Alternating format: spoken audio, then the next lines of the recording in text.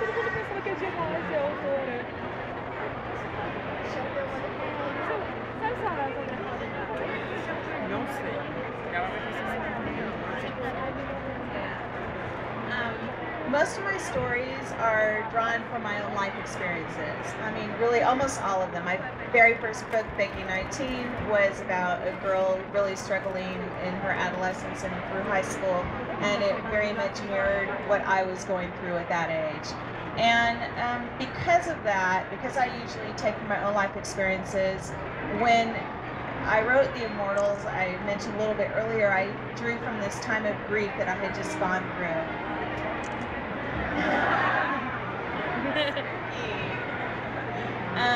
So again, it really, I know it looks like it was a really big transition into something different, but for me, it was just, again, taking from my own life and drawing from my own life experience. And I wanted to explore this idea of grief and losing people and how we, you know, move on, and the idea of immortality and the soul's journey. And the best way to do that would be in a supernatural, paranormal format. And so the themes of the books that I wrote about were all the things that I was struggling with and thinking about and trying to answer these questions for myself. And they're all things that I have been interested in for a really long time. I just found a way to take all of this and put it into a story.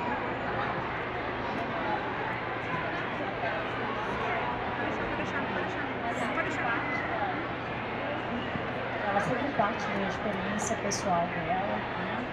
Principalmente pelo sofrimento, daí ela ter mudado para essa temática supernatural, de como é sobreviver a sofrimentos e perdas, essa fase de transição que ela passava na própria experiência da vida dela. Então ela lutava com uma resposta sobre mortalidade, como perder uma pessoa, e através do sofrimento pessoal ela começou a se interessar por esse tipo de terapia dos livros.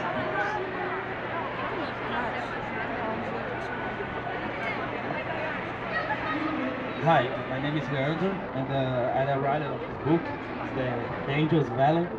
And I want to know, we know the difference about the book market in Brazil and the United States. And I want to know, how was your beginning to write a book, to find a company to publish your book, the problems that you had in the beginning to sell, to become a writer that you are now, something like that. First,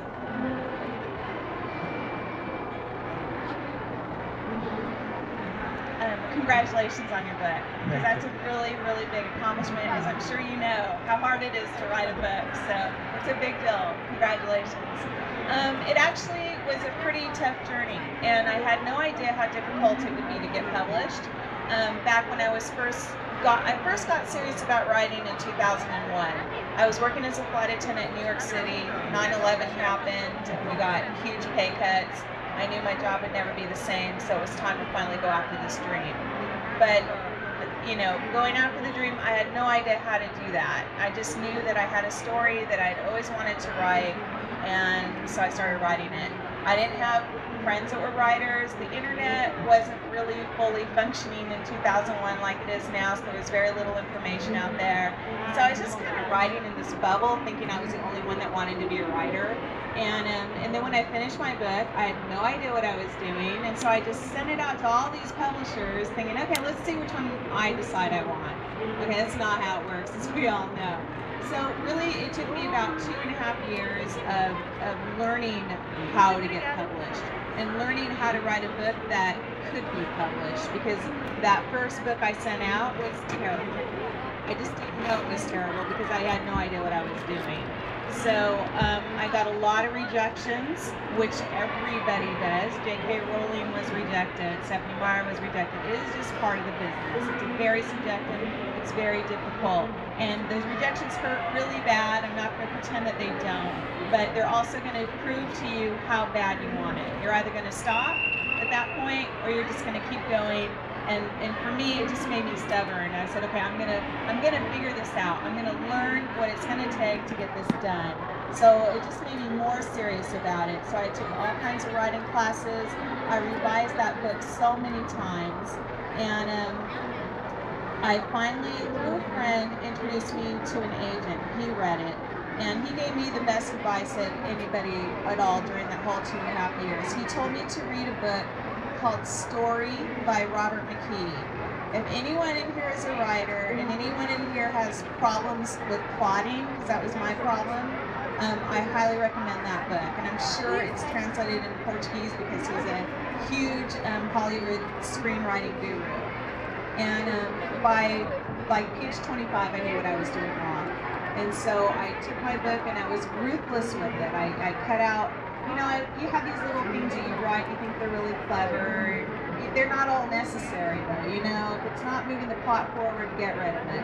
So I was very ruthless with the manuscript by that point because I was very serious about it being published. I took about 3 weeks and completely revised it and sent it in. And then finally, you know, after 2.5 years, I figured it out. And we sold that first book to St. Martin's Press in America in a 2-book deal. And I've been writing for them ever since. I mean, at this point, I am in it with them for 23 books, 16 that are actually in stores now, and 3 that are finished and in various stages of production. As for the market differences, I can't say I know the Brazilian market very well. I feel really grateful that The Immortals was embraced immediately and by such a great group of readers. I mean, obviously the American market is a very, very large market. But there's all kinds of books being published in America right now. I think like here, the fantasy books are very popular at the moment, but they're still publishing books that are based on more contemporary things as well. And what is so great right now is my first book was published in 2005. I've watched this market for teens grow in such a big way. The market was so much smaller back in 2005 when my first book was published. And I think it's great because it just shows how many teens are reading and how many stories that can be told. Because when you go to the bookstore, you know, in America, the teen shelves are overflowing with books, and they're all different. They're all about something different. There's something for everybody in there. So I think it's a very encouraging, optimistic time to be writing for teens. Does that answer your question? Yeah, a lot. Okay. Thank you. Sure. I know that was